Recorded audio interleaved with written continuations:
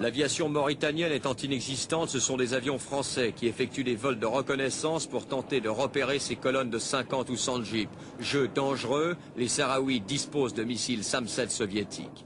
On attend également des appuis supplémentaires en hommes de la part du Maroc. Rabat soutient la Mauritanie qui, en but à des attaques de plus en plus massives, fait figure de ventre mou du Sahara. Mais pour Nouakchott, c'est bien un conflit international qui s'engage et le rôle de l'Algérie ne s'arrête pas à la protection des réfugiés de la frontière. Monsieur le Président, le gouvernement algérien affirme toujours ne prendre aucune part directe au conflit et ce n'est pas votre sentiment? Absolument pas. Pour nous, nous sommes victimes d'une agression caractérisée de la part de l'Algérie, qui, au lieu de nous agresser par ses forces armées régulières, nous agresse par l'intermédiaire de mercenaires qu'elle recrute, qu'elle forme, qu'elle arme et qu'elle organise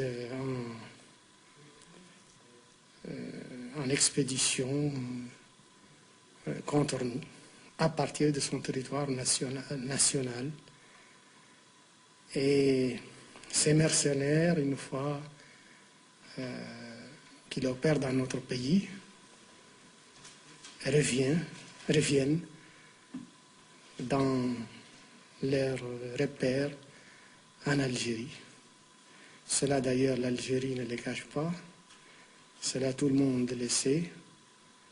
Et ce qui nous étonne, c'est qu'aucune voix ne s'élève pour dénoncer ces formes d'agression caractérisées qui violent notre intégrité territoriale et qui provoquent chez nous tous les désordres que vous connaissez, car, comme vous le savez, les mercenaires algériens pillent, s'attaquent à des pauvres nomades, des pauvres paysans dans la nature, ils les tuent, ils les prennent en otage et ils reviennent dans l'impunité quand nous n'arrivons pas à les intercepter, sûrs qu'ils sont qu'en Algérie, ils sont hors de notre portée.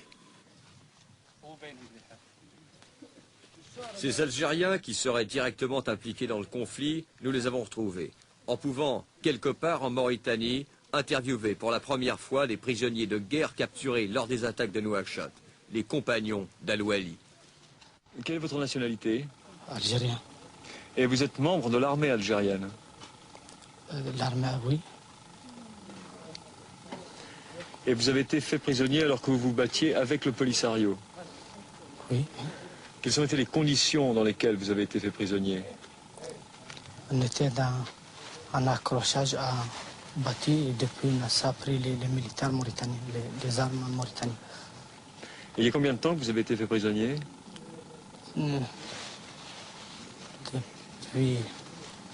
le mois 10, 76. Octobre 76. Oui. Vous êtes aussi algérien? Oui. Vous avez été fait prisonnier lors de l'attaque de Nouakchott où vous étiez avec le groupe Al-Wali? Ah, oui. Comment est-ce que ça s'est passé? On était à peu près 150 km d'ici. Et il y avait l'armée mauritanienne qui nous a... Encerclés? Ah, oui. Et ils nous ont capturés, ils nous ont pris ici. Est-ce qu'il y a eu beaucoup de morts dans votre groupe? Il y avait à peu près 2 morts. Comment est-ce que vous êtes traité ici en tant que prisonnier? Ça va, pas mal, très bien. Quel espoir placez-vous dans des médiations telles que celle du président Senghor ou de l'Arabie Saoudite? Croyez-vous encore, Monsieur le Président, à une solution négociée?